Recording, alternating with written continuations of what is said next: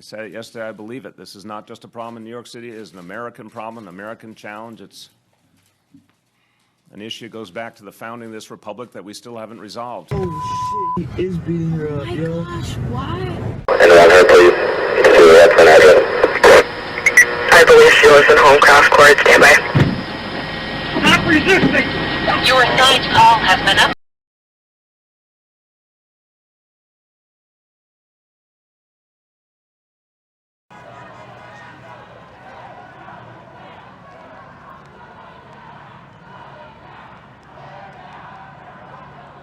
They're out here, they say, to show their solidarity with the people who are angry about the handling of the Michael Brown and Eric Garner cases, angry that the police officers responsible for those 2 deaths are not facing criminal charges, and that is why they came out. African American community, until you stop killing each other. You cannot ask somebody to stop killing you if you're going to go out there and do it yourself. If you're going to accept young black men killing each other and not standing up to stop that, how do you expect even the police to respect you to asking them to stop killing us?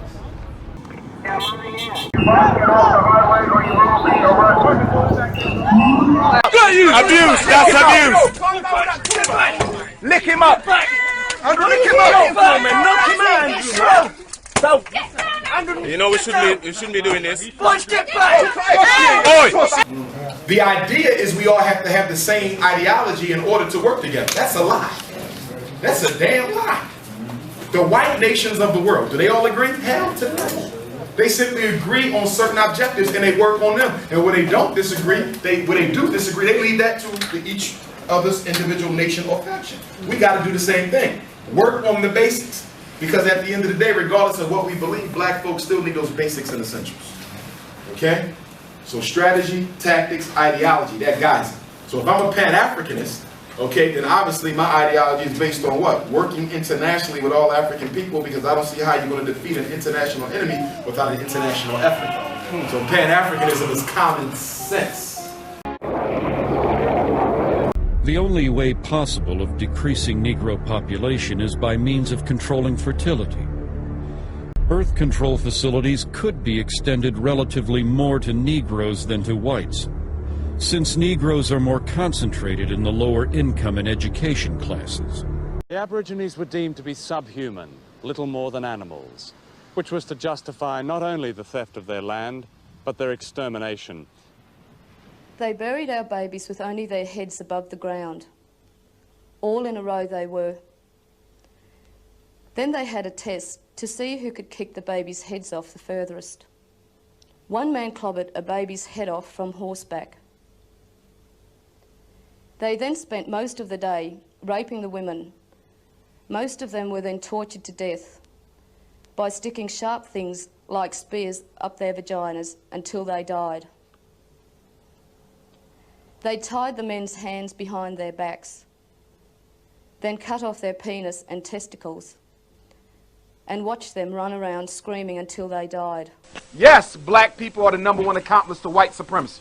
Without a doubt, we are the #1 accomplice, chiefly because we do nothing about it. Okay? But we do not spend billions of dollars to keep ourselves where we are. We did not put up the $500 million to create HIV. We didn't put up the money to create Ebola. We're not the ones building the prisons. We don't create the miseducation systems. So as you can see, you are not the chief cause of your problem because you don't have the economic organization to do what's being done to you. That white skin is a genetic recessive trait compared to the ability to produce skin coloration, which is a genetic dominant trait. And so I determined that racism evolved as a system to prevent the genetic annihilation of the white population. You know, of all the people on the planet loved as prescribed by Dr. Martin Luther King, and they had sex, white color would disappear on the planet. If people who classify themselves as white do not want white to disappear, then they have to control the behavior. They have to totally control the non-white global majority.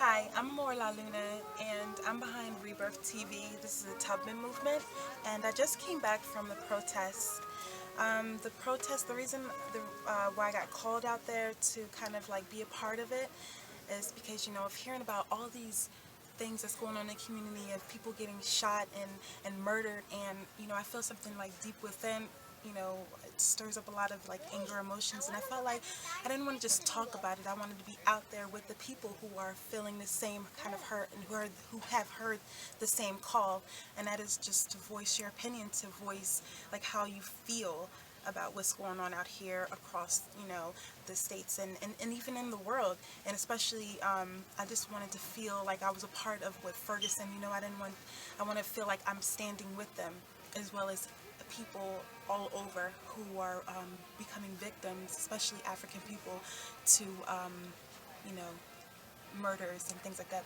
by the hands of cops. I wanted to get out there and be a part of that. So today it was absolutely powerful. You know, I didn't really know what to expect. It was my first protest. I hope it's not my last. You know, I felt like I was definitely a part of something bigger than myself. You know, I had my daughter with me, and, you know, I'm just strolling her in the stroller, and, you know, they were just walking with our hands up.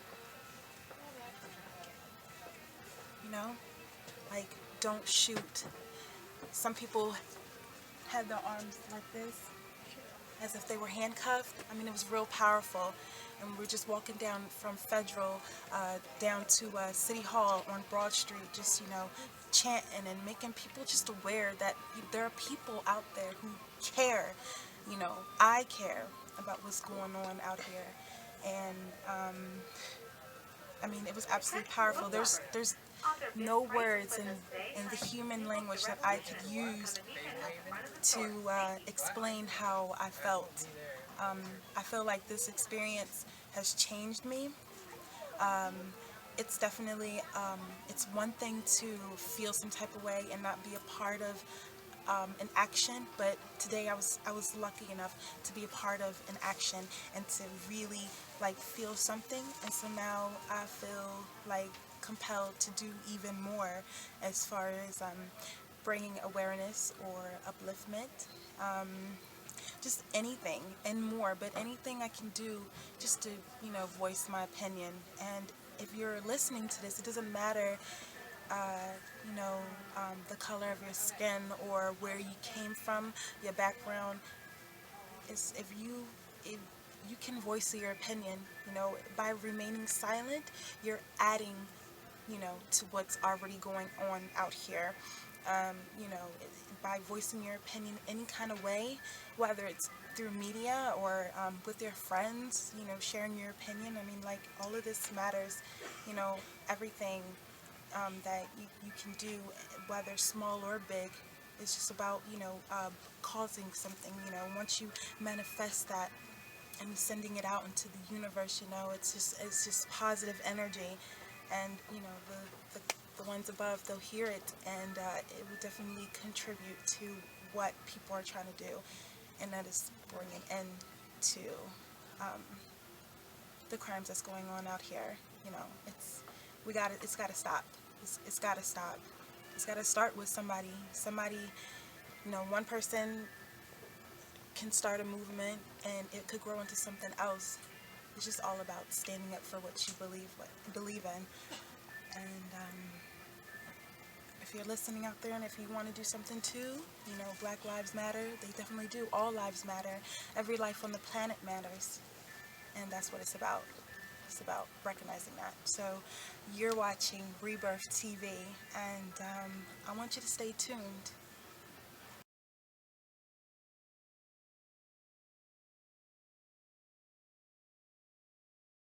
I still hear my brother calling, I can't breathe. Now I'm in the struggle saying I can't leave. Now I'm in the struggle saying I can't leave. Calling out the violence of these racist police. Calling out the violence of these racist police. And we ain't gonna stop till our people are free. And we ain't gonna stop till our people are free.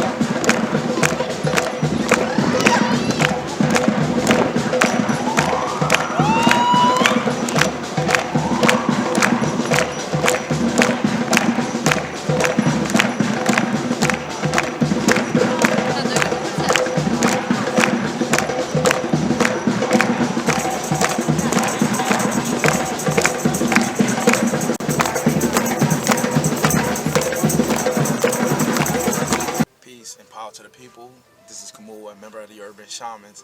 I just participated in a very, very powerful event. I was called to arms, you know, as a musician, as an artist, to participate.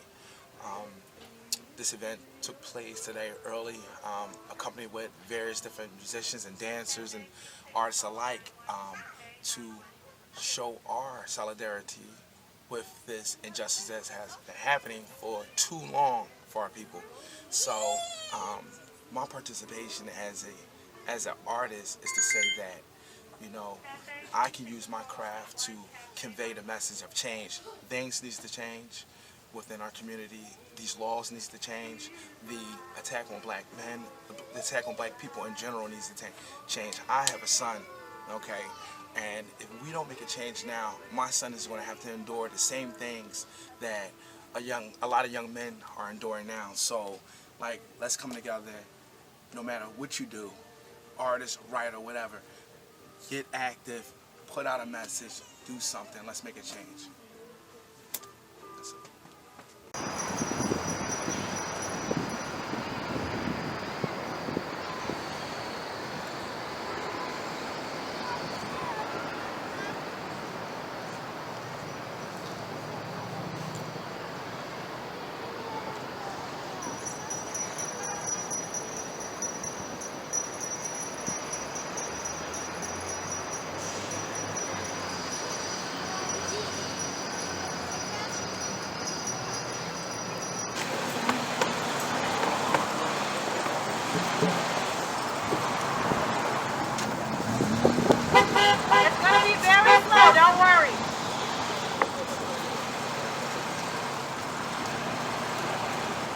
if your arms get tired, that